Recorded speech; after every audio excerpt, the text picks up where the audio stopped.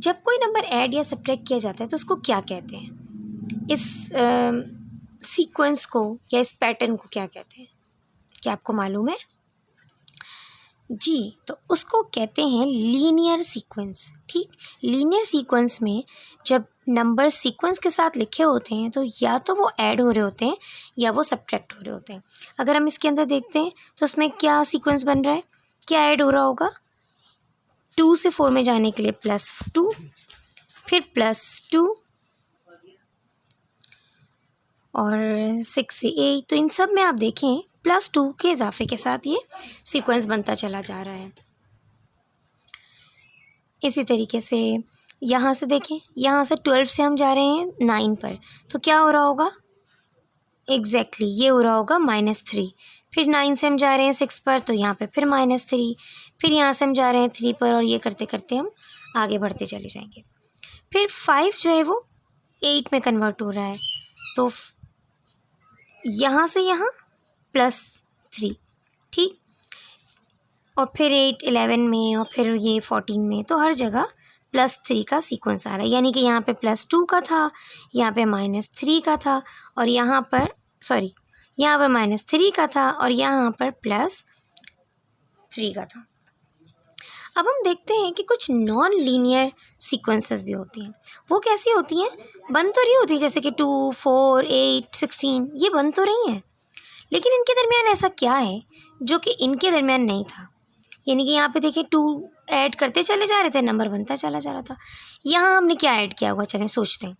2 में हमने ऐड किया होगा 2, ओके, लेकिन अगर 4 में 2 ऐड करेंगे तो क्या 8 बनेगा? इसका मतलब कि हमने 2 में 2 ऐड नहीं किया होगा। क्या हम 2 को 2 के साथ मल्टीप्लाई करके देख सकते हैं? 2 को 2 से मल्टीप्लाई तो करें तो क्या आंसर आएगा? आंसर आएगा 4। अब यही नंबर बार बार रिपीट होना चाहिए, तब वो सीक्वेंस बनेगा, तब वो पैटर्न बनेगा। 4 को मल्टीप्लाई करें 2 से तो क्या 8 बनता है? Oh yes. तो 8 को भी जब मल्टीप्लाई करेंगे हम 2 से तो क्या बन जाएगा? 16। इसका मतलब इस सीक्वेंस को फॉलो करने के लिए नंबर को 2 से मल्टीप्लाई करना ज़रूरी है। चलें यहाँ देखते हैं, यहाँ क्या हो रहा है। 3 जो है वो 6 में बन रहा है, तो 3 1 ज़ा 3 और 3 2 ज़ा 6, तो इसका मतलब कि यहाँ भी 2 से मल्टीप्लाई हो रहा है। फिर यहाँ क्या हो रहा है? क्या यहाँ ऐसा हो रहा है कुछ कि 6 जो है वो 2 से मल्टीप्लाई हो रहा है तो वो 9 बन रहा है? जी नहीं, यहाँ ऐसा कुछ भी नहीं हो रहा। तो इसका मतलब ये एक नॉन लीनियर सीक्वेंस नहीं था, बल्कि ये एक लीनियर सीक्वेंस था। ये बता सकते हैं क्या होगा? क्या ये लीनियर सीक्वेंस है या ये नॉन लीनियर सीक्वेंस है? याद रखिएगा, वो सीक्वेंसेस जो कि एडिशन या सब्ट्रैक्शन से बनते हों वो नॉन लीनियर होते हैं, और याद रखिएगा जो कि मल्टीप्लिकेशन या डिवीजन से बनते हों वो नॉन लीनियर सीक्वेंस कहलाते हैं। ठीक है, ओके। तो अभी हम देखते हैं कि क्या सिर्फ एडिशन और सब्ट्रैक्शन से ही हम सीक्वेंस फाइंड आउट कर सकते हैं। अब मसला आ जाता है, एक सीक्वेंस है जैसे कि ये वाली लेते हैं 5 8 11 14। ठीक, ये है पोजीशन 1 पर। किस जगह है ये? 1 फर्स्ट सेकेंड, उसके बाद है थर्ड, फिर है फोर्थ, और फिर आएगी 5 6 7 8 9 10 11। ओह, क्या आप मुझे बता सकते हैं कि 20th पोजीशन पर कौन सी टर्म आएगी? यहाँ पर जब 20th आ जाएगा या जब 100th आ जाएगा तब कौन सी टर्म आएगी? क्या नंबर बनेगा? नहीं पता ना, कितना मुश्किल है। इसको हम कैसे फाइंड आउट करते हैं? इसको हम फाइंड आउट करते हैं पोजीशन टू टर्म रूल के साथ। इसको हम कहते हैं पोजीशन टू टर्म रूल, और इसी को एक और नाम से भी पुकारा जाता है जिसको कहते हैं nth, यानी कि nth टर्म रूल। अब ये nth क्या है, अभी हम डिस्कवर करते हैं कि एक्सप्लोर करते हैं कि ये nth आखिर है क्या। चलें, अब ऐसा करते हैं कि मैंने यहाँ पे लिखा है कि ये है पोजीशन, ठीक है, और ये है टर्म। चलें मैं ड्रॉ करती हूँ लाइंस। तो हम देखते हैं कि ये रूल बनता कैसे है। एक नंबर लिखा है, फर्स्ट टर्म है 7, सेकंड टर्म है 10 और थर्ड टर्म है 13। यहाँ क्या हो रहा है, इस 7 में कुछ ऐड कर रहे हैं तो 10 बन जा रहा है, और फिर कुछ ऐड कर रहे हैं तो 13 बन जा रहा है। तो आपके ख़्याल में 7 से पहले कौन सा नंबर होगा जिसके अंदर हमने ऐड किया होगा 3 को? यकीनन 7 से पहले होगा 4 नंबर 4, जिसके अंदर आप जब 3 को ऐड करते जा रहे हैं तो वो बनता जा रहा है आगे के नंबर। लेकिन यहाँ पर पोजीशन हमें बताती है कि सेकंड पोजीशन पर 10 आना चाहिए, राइट। तो ये रूल कैसे निकलेगा, इस रूल के लिए हम ये करते हैं कि फर्स्ट जो पोजीशन है उस पोजीशन को हम इस कांस्टेंट नंबर, इस नंबर से जो कि हर नंबर के अंदर ऐड हो रहा था, उससे मल्टीप्लाई कर देंगे। ये मैं ऐसे ब्रैकेट में कर लेती हूँ, ठीक। हो तो रहा है 7 ही, 3 multiply by 1 is equals to 3 और प्लस 4 इज इक्वल्स टू 7। अब इसी पैटर्न को हमने यहाँ लिख देना है। तो ये कैसे हम लिखेंगे, जैसे कि 3 multiplied by dash plus 4, right. 3 multiplied by dash plus 4। आप देख रहे हैं ये कांस्टेंट वो नंबर जो कि इससे पहले स्टार्ट हुआ था, यानी कि 4 था जिसके अंदर आपने 3 ऐड किया, तो ये वो कांस्टेंट नंबर था जो कि था ही था। इस नंबर को हमने यहाँ पर कांस्टेंट के तौर पर रखते चले जाना है, और मल्टीप्लाई 3 को किससे करना है, 3 को मल्टीप्लाई करना है जो इसकी पोजीशन है। तो यहाँ पे सेकंड पोजीशन है 2 से कर लूँगी, थर्ड पोजीशन है 3 से कर लूँगी। आज हम मैजिक देखते हैं कि क्या ये हो भी रहा है या नहीं। 3 multiply bye 2 is 6 and 6 plus 4 is 10। 3 multiply bye 3 is 9 and 9 plus 4 is 13। Oh wow, what a magic. समझ आया? तो एक बार और रिपीट कर लेते हैं इस पोजीशन वाले को, कि पोजीशन में हमने ख्याल रखना होता है फर्स्ट, सेकंड, थर्ड, फोर्थ का, राइट, जो उनकी पोजीशंस है। और जो टर्म दी हुई होती हैं जैसे कि 7 है, 10 है, और जो भी टर्म दी हैं, हम ये देखते हैं कि पहले यहाँ से यहाँ तक जाने में कोई चीज़ ऐड हो रही है या सब्ट्रैक्ट हो रही है। और अगर हमें पता चल जाता है वो नंबर कि अच्छा भाई इसमें ऐड हो रही है, जैसे यहाँ से यहाँ तक जाने में 3 ऐड हो रहा था, तो फिर हम ये करते हैं कि इसमें से 3 को माइनस करके देखते हैं कि वो कौन सा नंबर बचेगा। बस वो जो नंबर बच जाता है, जैसे कि यहाँ पे ये 4 को हम कांस्टेंट बनाते हैं और हम कहते हैं कि भाई 4 तो हर जगह ही होगा, और जो 3 इसके अंदर ऐड हो रहा था वो इस पोजीशन के साथ मल्टीप्लाई होता चला जाएगा।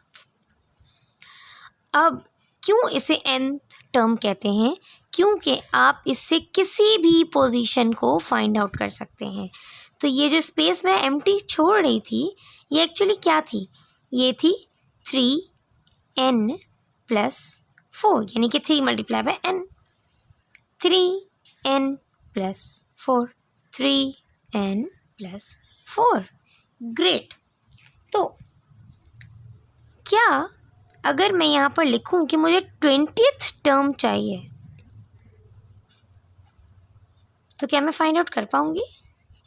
चलिए चेक करते हैं। मुझे पता नहीं है कि क्या नंबर आएगा। तो हमारा जो मेन फॉर्मूला बन रहा था वो तो ये था 3n प्लस 4।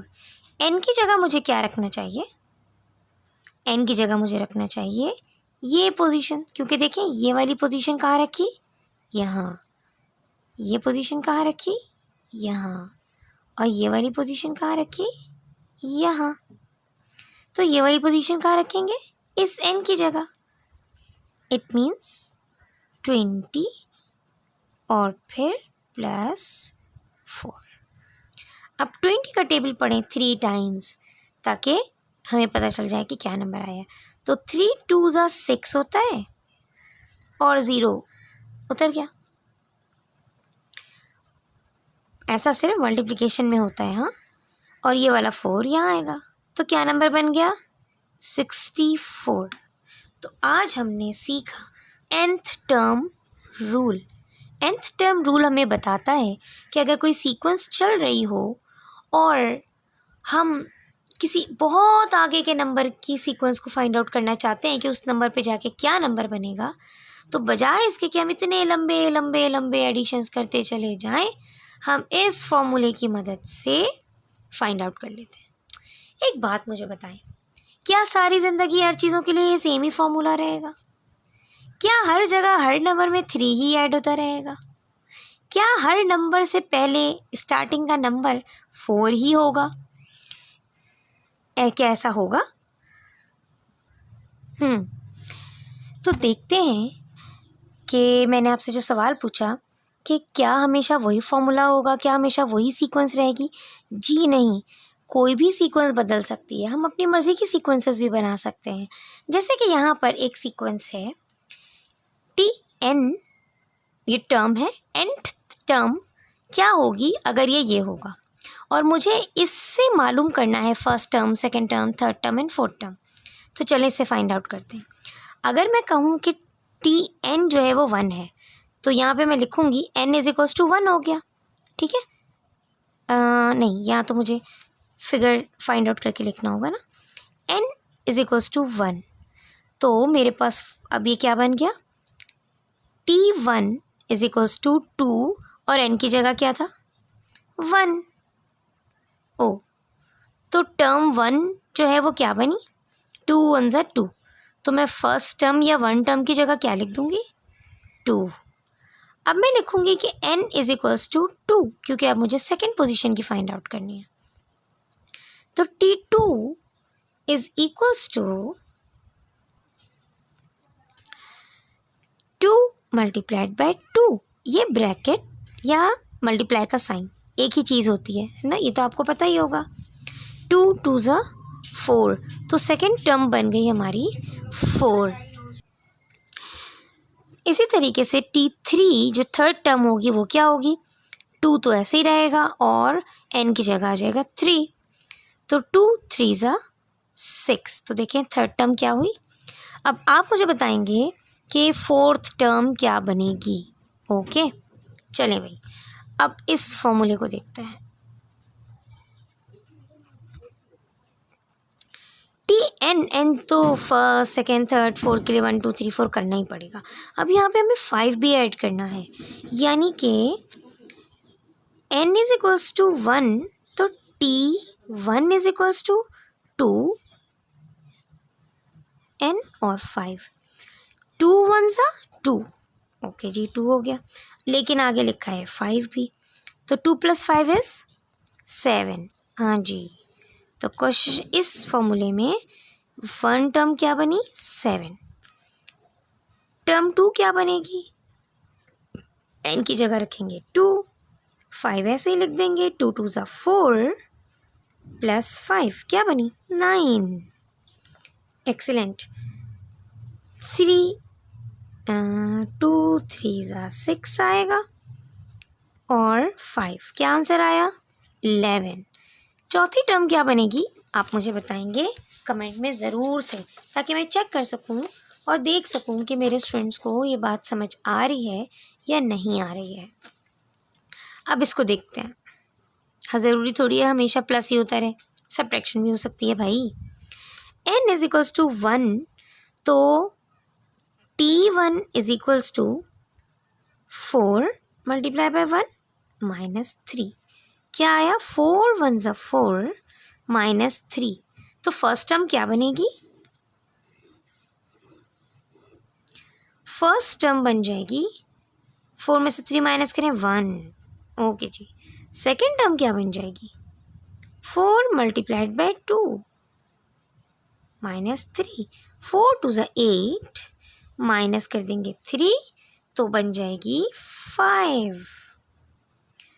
थर्ड टर्म क्या बनेगी और फोर्थ टर्म क्या बनेगी, ये आप मुझे बताएंगे। अच्छा, देखते हैं कि ये तो हमने सीख लिया कि कैसे हम टर्म निकाल रहे हैं और फर्स्ट टर्म्स किस तरीके से बनती हुई आ रही हैं, है ना। तो अब हम देखते हैं कि ये तो बड़ा आसान है, क्या इसका 20th टर्म हो सकती है या 100 टर्म इसकी निकल सकती है। या चलें एक न्यू सीक्वेंस देखते हैं। एक सीक्वेंस है मेरे पास Tn is equals to 2n + 3।